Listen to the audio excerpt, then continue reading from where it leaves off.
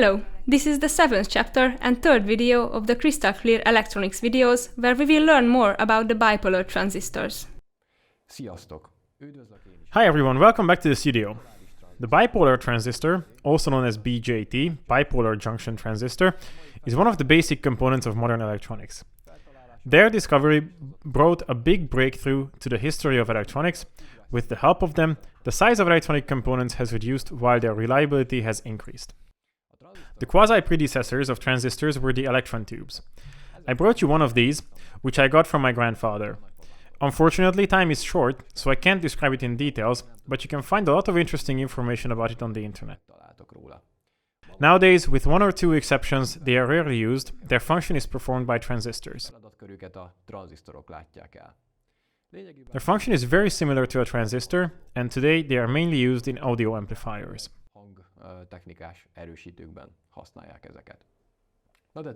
Let's get back to the transistors though. Currently, we can find bipolar transistors on their own, or rather as the basic components of integrated circuits. We're talking about semiconductor devices. The physics behind their operation goes beyond the limits of this curriculum, so I won't describe it in detail. The bipolar transistor has three terminals that are named as base, collector, and emitter. Abbreviation of these are B for base, C for collector, and E for emitter. You can see that two types of transistors exist. According to the figure above, the first one is referred as NPN type, the other is referred as PNP type.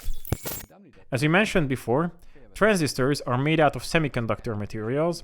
The N and the P indicate that each semiconductor layer is formed from a semiconductor type N or P. Certainly, the behavior of the NPN transistor is different to the behavior of PNP type. For the time being, let's stick to the NPN type. Later we will examine the differences. Now, let's examine how the NPN transistors work. If you would like to demonstrate the operation of transistors using a simplified model, a current-controlled current source is the best approach. We can imagine that we have a current source whose output current can be controlled by the input current. In case of transistors, the current IC that flows between the collector and emitter can be affected by the current of the base, IB, where the current amplification factor determines the connection of the two current values. The current amplification factor is usually marked with beta, HFE, H21. I of C is equal to beta times I of B. Just to be sure, why do we have a diode between the emitter and the base of the current-controlled source model? Due to the design of the BJT transistors, there is a PN junction between the base and the emitter, which, if you think back, is practically a diode. If we connect a voltage high enough to the base emitter diode, then the diode will open, therefore, current will start to flow through the base. The forward voltage is usually around 0.7 volts.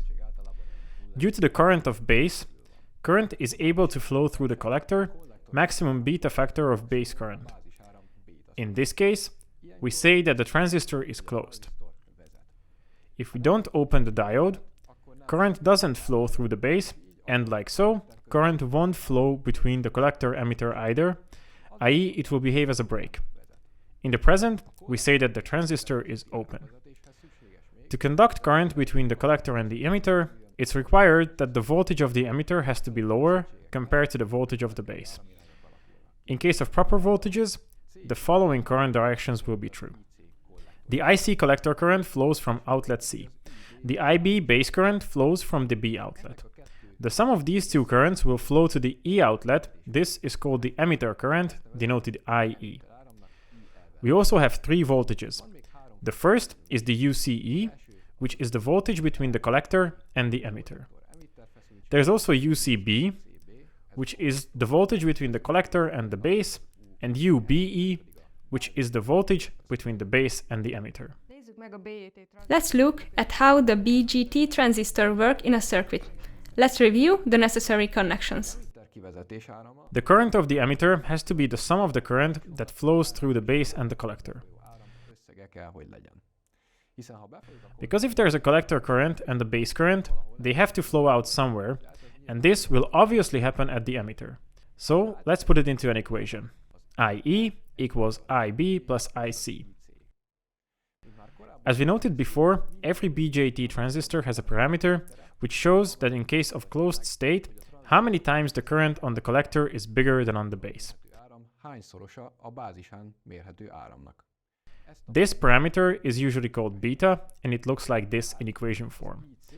IC equals beta times IB.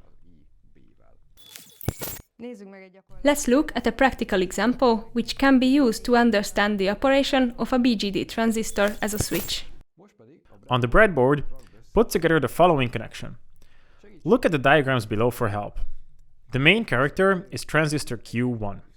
Its emitter is connected to ground. The quasi-input of the circuit is the base of the transistor. A resistor is connected to it. The other side of the resistor can be called the on point. The quasi-output of the circuit will be the LED. The cathode of the LED is connected to the transistor's collector, and the anode is connected to 12 volts through a current-limiting resistor. The pinout of the transistor is shown in this other diagram. The order of the legs is from left to right: collector, base, emitter. If you connect the on point to 12 volts, then the LED will light up. In this case, a current will start to flow through the RB resistor, which will flow through the transistor's base emitter diode. The value of the base current can be calculated the following way.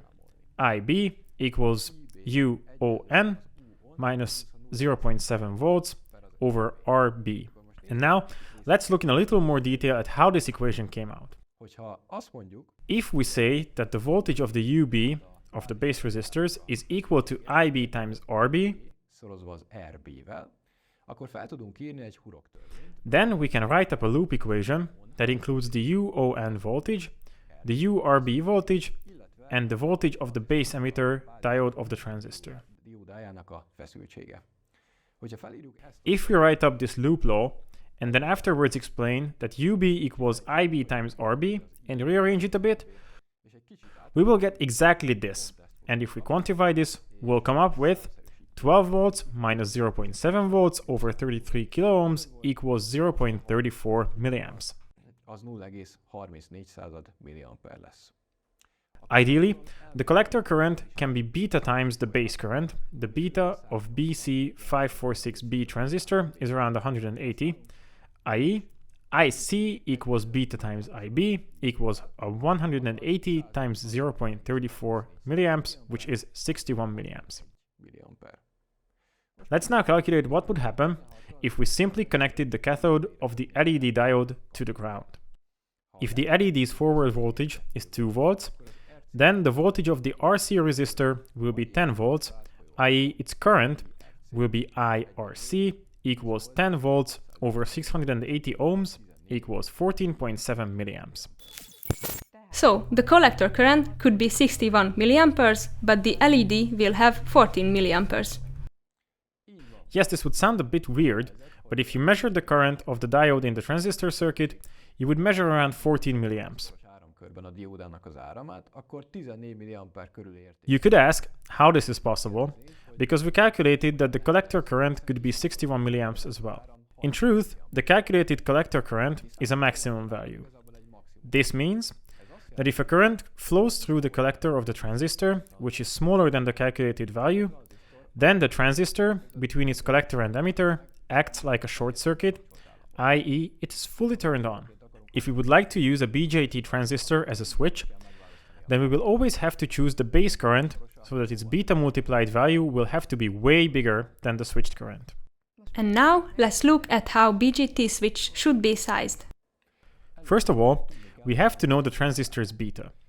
It's important to notice that the beta of devices can have values on a wide scale, and it depends on various things. Before they come out from the manufacturer, their features are already different, and moreover the beta depends heavily on the temperature of the transistor as well. So we have to size the circuit like the transistor has to be open enough in every operational status. We can provide that if we calculate using the smallest occurrent beta value, because this is the worst case. So you have to find the smallest beta for your type of transistor, which you will find as HFE in the datasheet, and you choose the smallest. In our case, it's beta equals 150. We know that we need to provide properly high voltage between the base emitter in order to make sure our transistor is in forward mode, that the voltage is about 0.7 volts. In our circuit, our consumer is an LED through which we would like to drive, say, 15 milliamps of current. Our collector current is 15 milliamps. So IC is equal to 15 milliamps. Therefore, IC equals beta times IB, from which follows that IB is equal to IC over beta, which equals 15 milliamps over 150, which equals 0.1 milliamps. We can write down the following equation for the base resistor.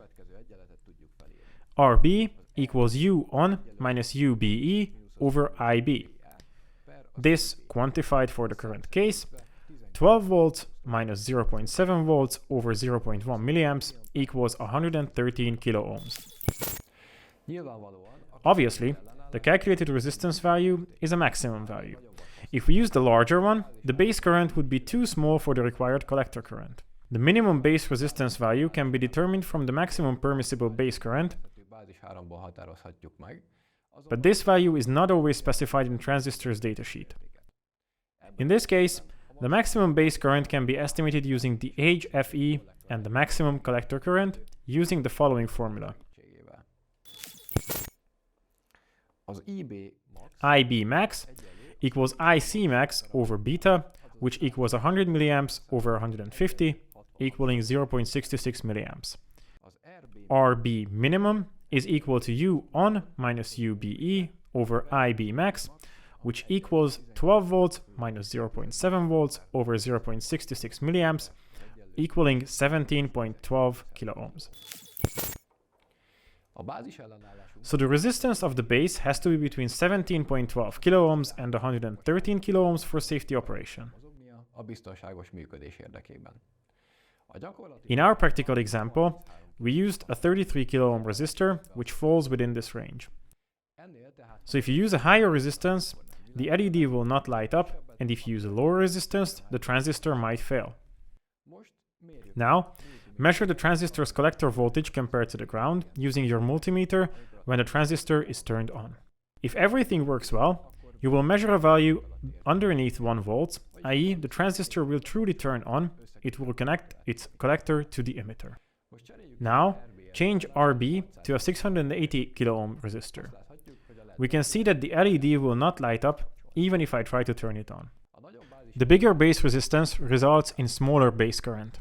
The 680 kilo ohm reduces the base current so much that the transistor can no longer drive the LED, therefore, the collector voltage increases, no longer works as an ideal switch. Feel free to try other resistance values as well, but be careful not to use less resistance than the calculated minimum resistance. Let's move to the PNP transistors. The point is that the order of the internal silicon layers is different, but we're more interested in how they should be connected. If you have a better look at this kind of transistor, a PN junction can be also found between its base and emitter, which is equivalent to a diode. However, it's an opposite direction diode compared to the NPN transistor. The proper wiring can be seen in the following figure. Once again, the main character of the circuit is transistor Q1. It also has a base resistor at its input, 33 kilo ohms, which is connected to a wire represented here by the on signal. The collector of the transistor is the output of the circuit, so we can connect the LED and the current limiting 680 ohm RC resistor to this point. The emitter of the transistor is connected to a 12 volt potential. Here in this diagram, you can see the pinout.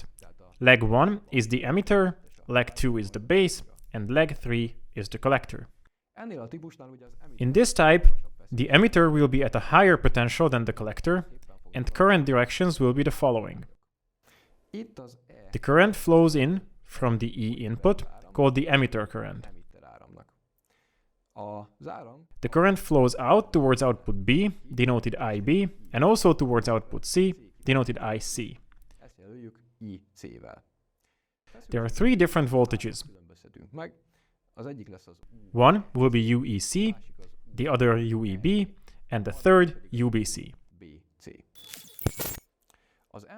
The equations learned during NPN transistors also apply to PNP transistors, only the directions of currents and voltages have changed.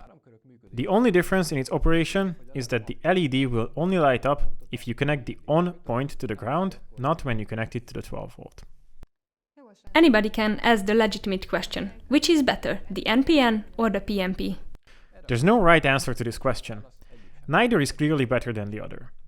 NPN and PNP transistors are manufactured as well, but the NPN switches are faster and their production cost is lower as well, which is why they are more often used in control and switch circuits.